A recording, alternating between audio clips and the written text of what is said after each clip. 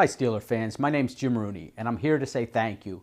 I really appreciate everyone getting involved in this project. The book I wrote, A Different Way to Win, but it's gone so far beyond the book. I've got a chance to talk to so many former players, coaches, people throughout the Steelers organization and beyond, but especially to you folks, the fans, through social media.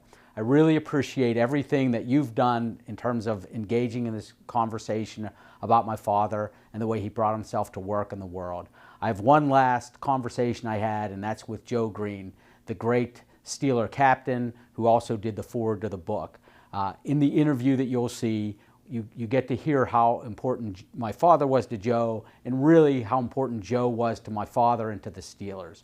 So we're going to keep the conversation going in social media. I hope you stay involved, but here's one last chance to watch someone talk in detail about how my father had an impact on their life. I hope you enjoy it, and thank you for everything. So Joe, I wanted to talk to you a little bit about the book forward. First, thank you for doing it. It really meant a lot to have you be part of this project for my father. Oh my goodness, I tell you, I was just overblown by it all. To think that that you would want me to do that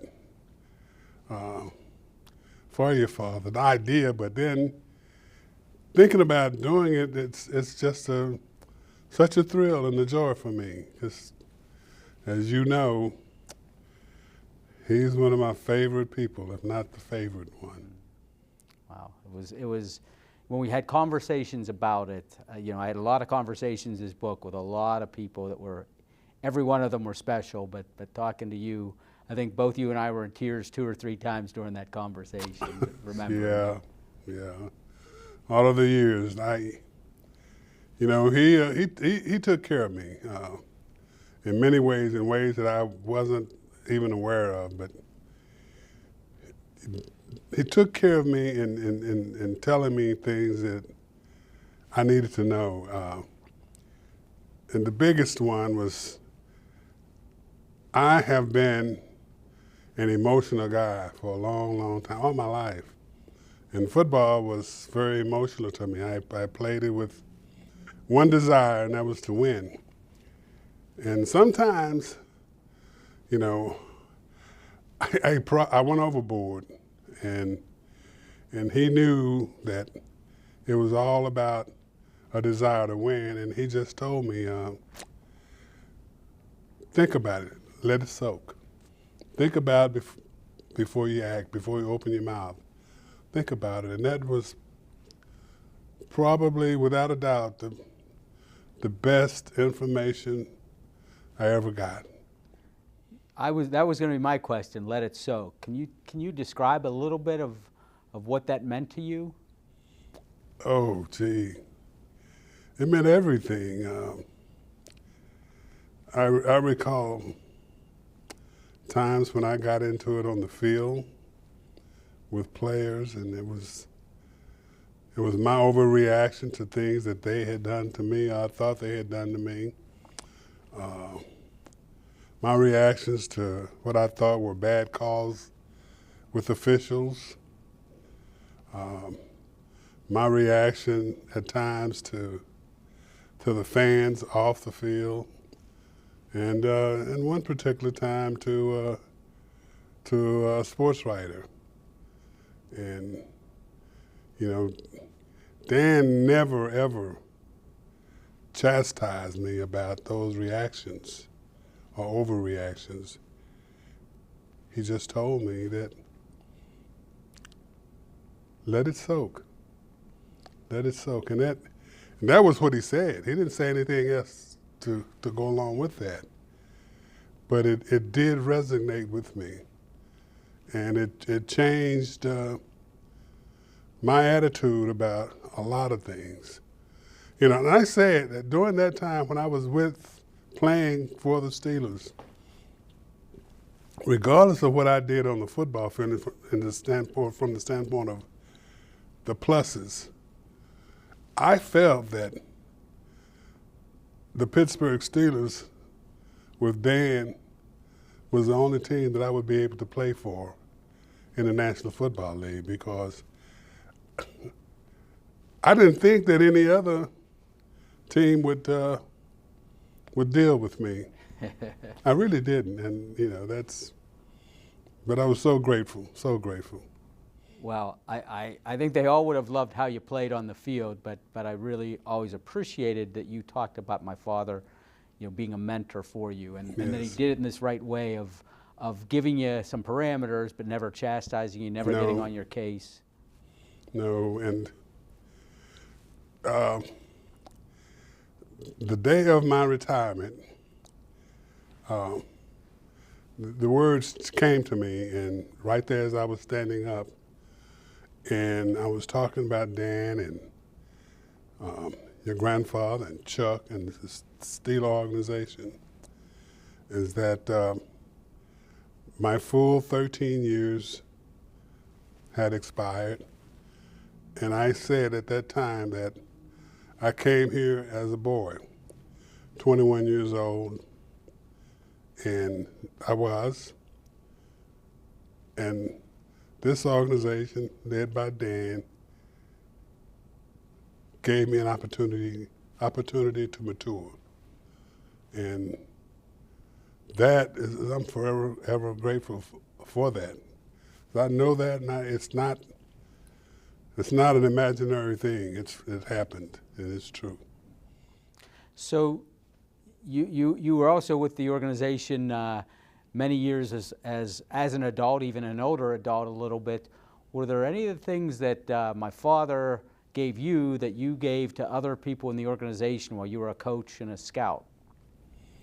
Well, I tried to share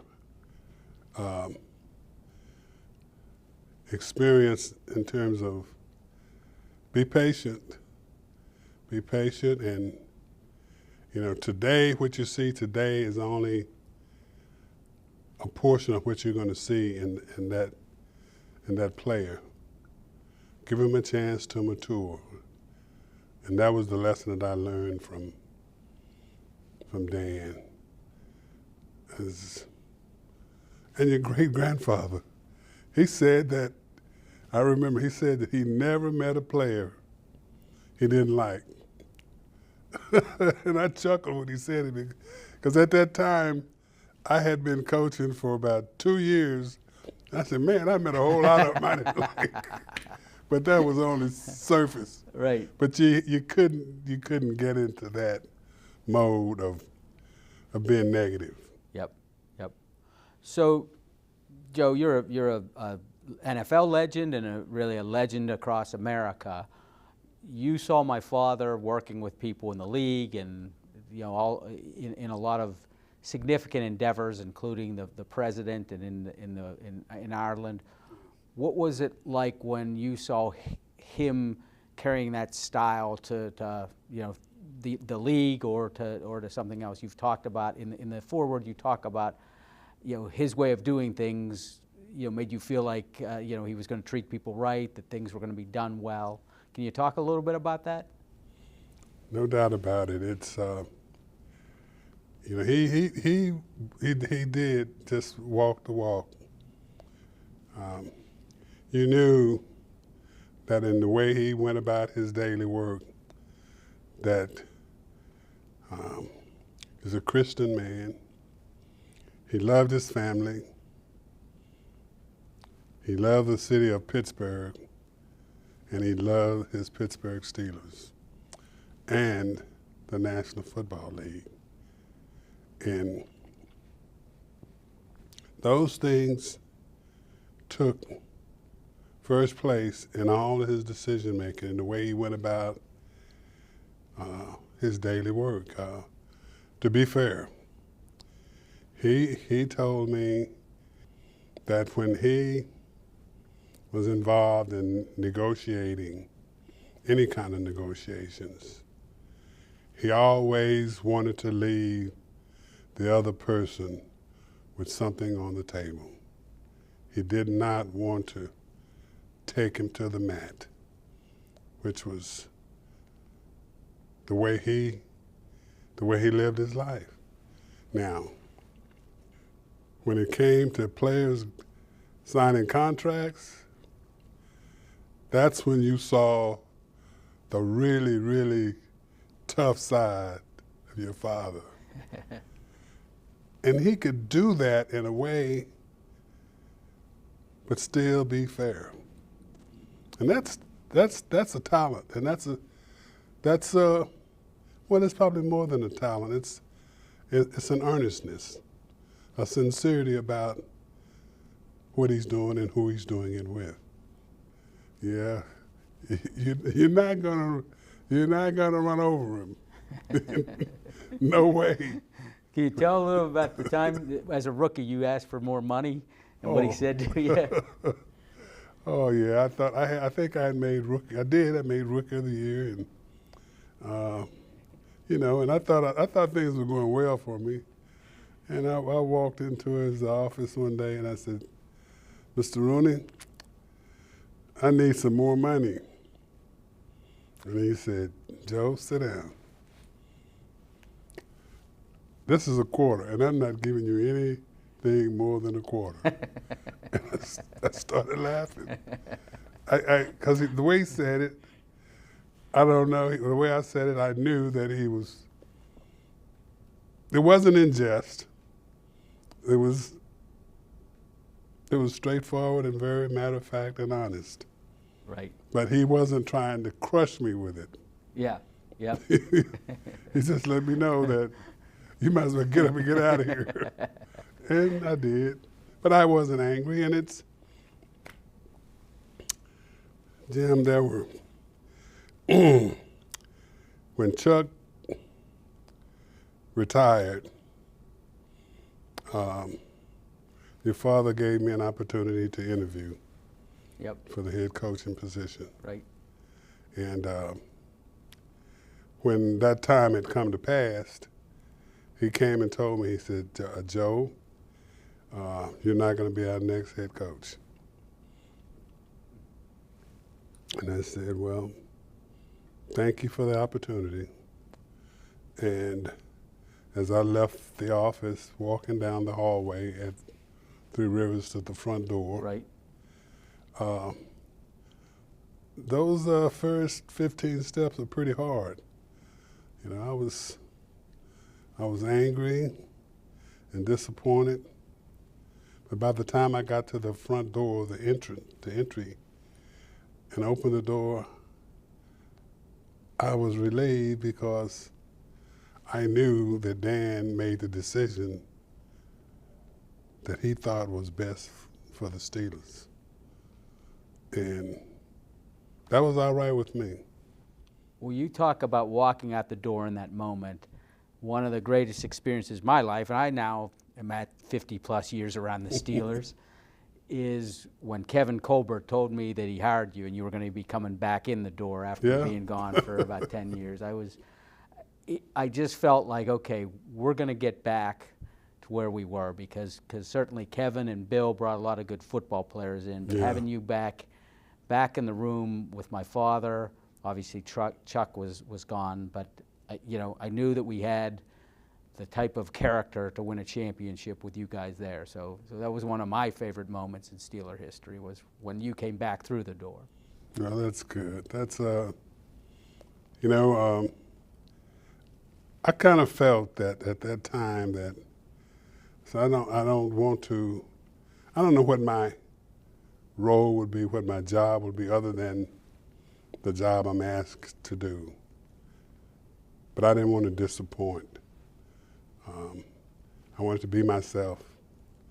And over time, I felt that if I was true to myself, I'd be true to everyone that's involved. And I think that's really what I did. I felt when I was coaching here that the players felt pressure from the teams of the 70s, and that they were trying to live up to something that was not possible. And it was probably, I don't know if it was something that my group of guys would do in their reactions to the current teams or the fans. But I wanted to, in my role here, part of it is to let the guys that's playing today, that their job is to be true to the Steelers that signed them to play. There's a culture that was developed during the 70s that it's incumbent on the present guys and the ones to follow to continue that. That's the job. That's what it is. It's not trying to beat those guys. It's just being a Pittsburgh Steeler. And that's what I was trying to, in my own way, say. Be a Steeler. What does being a Steeler mean? Giving it your very best every time, knowing your position, knowing your responsibilities, knowing your capabilities, and paying attention to the coaches and going out and doing the job. It's not a show until it's over. That's when it's a show. Yep. Yep. And that's, you know, if there was anything that I wanted to share and give to those guys, was that attitude about being a Pittsburgh Steeler. One other thing we wanted to get real quick was we talked a little bit about the Rooney Rule, and we talked about, look, I think my father would be one person that says, hey, we got to do some things better here, but that you felt that it was important that he was the leader on that effort. Can you just say something about that? I did. I felt it was very important that his name was associated with giving everyone an opportunity. And I don't think that he, you know, he didn't dislike his name being associated with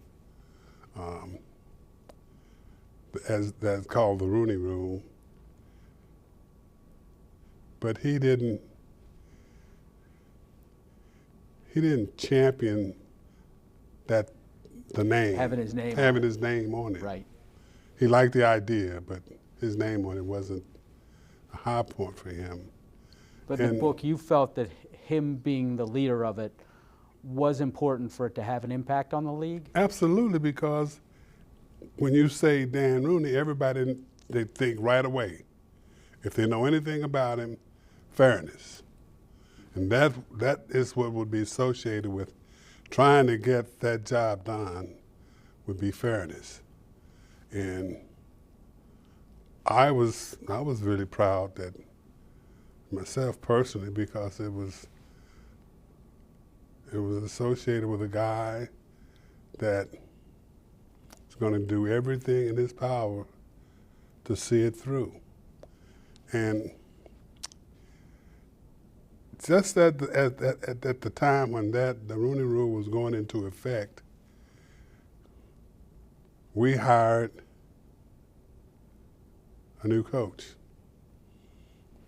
Right. That coach wasn't the front runner, as I recall, during the beginning, but ultimately, he wasn't even the Rooney Rule candidate. No, that exemplified the Rooney Rule. And you know how society is, and naysayers are. They were saying he was trying to prove a point. Well, the hell with that. He got the right guy. Yeah. That's what he was trying to do. Yep. He didn't do too many things to try to prove a point. No, no, not at all. No. Not at all. So. Well, Joe, I want to thank you for doing this book with me. You writing the foreword means so much, not only because it's great, a great part of the book, but to get to share those moments with you and have you reflect on my father the way you did. You know, it means a whole lot to me. It means a lot to my family, and you know, we say you're the greatest Steeler of all time for a reason. Well, I don't know about that. We got Franco, we got Terry Bradshaw, you know, Mel Blount, John Stallworth. You keep naming them. You can name a lot of guys, but there's only 175. Well, I do appreciate that. I mean, I tell you, Jim, it was a tremendous, tremendous journey. In my football experience, from high school to college to the Pittsburgh Steelers, this obviously was the greatest adventure of my life, playing for the Pittsburgh Steelers and coming from where we came and got to where we ultimately got to. So, and the guys and the group of people that was in the hunt with you. And to be there at the highest of those moments when our dreams came true for that particular year. I mean, I experienced that 4 times. 4 times. And then 2 more as part of the organization. It never got hit. That's not so bad great. either. I never got hit once, but it was nice to be with you guys. Oh, it was so special, so special.